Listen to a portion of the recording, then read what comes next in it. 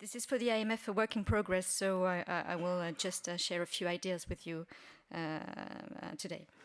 A lot has already been proposed in CMU, we said it, and as a national authority, we have always been very supportive of the Commission's projects. Today, in the unfortunate context of Brexit, the need is even more pressing to complete a strong union for open and competitive capital markets. What seemed useful for the EU 28 yesterday should be seen as necessary for the EU 27 tomorrow in order to cope with the fragmentation that will result from the exit of the UK and which will leave the Union with several mid-sized competing financial centres. So going forward, as a national regulator, we can identify in particular two main areas of possible action. The first is to reach stronger convergence in supervision across the EU.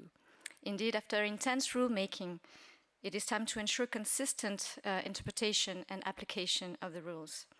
The second area should be to ensure the stability and adequacy of the EU regulatory framework. Before considering any new regulation, we should first check whether the existing rules are appropriate and adjust them where necessary. So on the first objective, which is reaching a strong convergence in supervision, the EU has nearly finalized a single rulebook for financial services.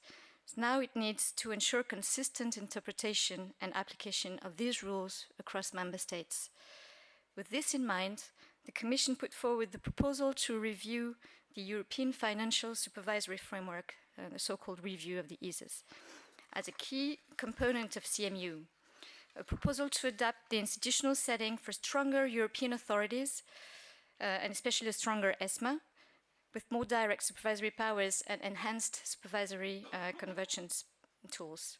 This proposal, which was key to the conclusion of the CMU, has met a lot of resistance in the course of its negotiation.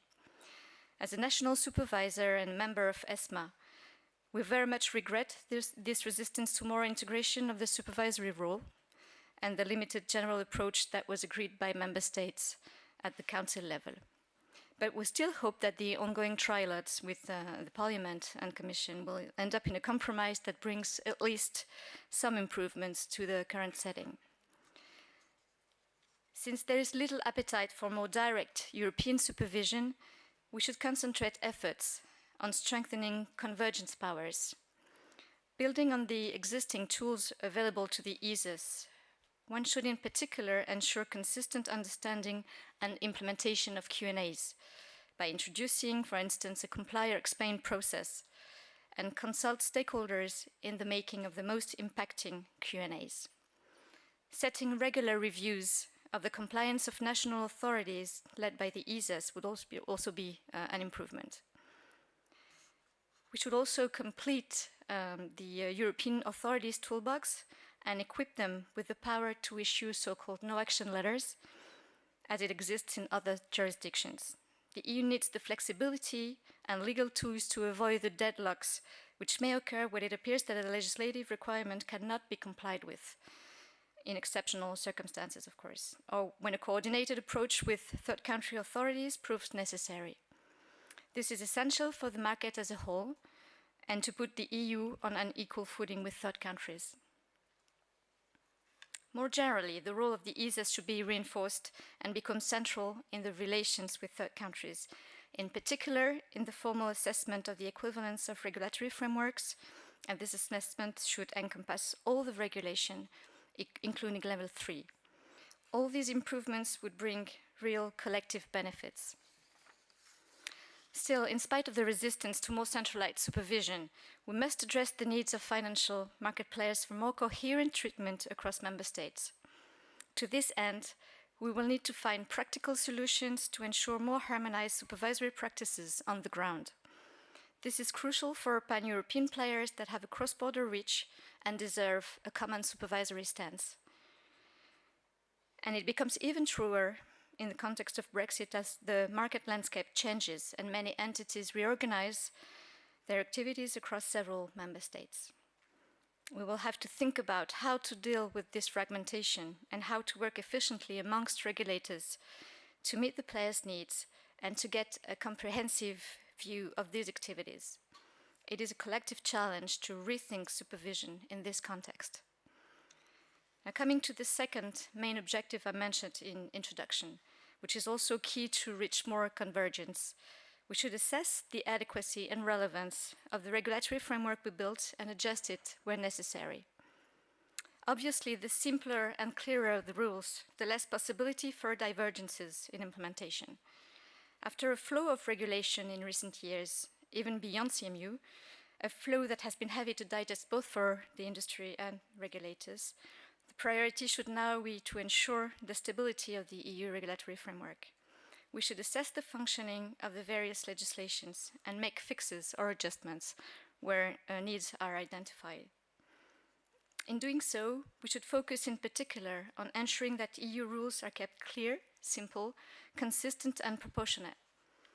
Therefore, we may have to simplify it and to ensure consistency across sectorial legislations. For instance, on data reporting, it would be useful to assess the relevance of the requirements set in different texts, identify possible overlaps, and streamline what is requested from the market participants. There, for instance, we may look at MiFID II and EMIR reporting requirements for listed derivatives.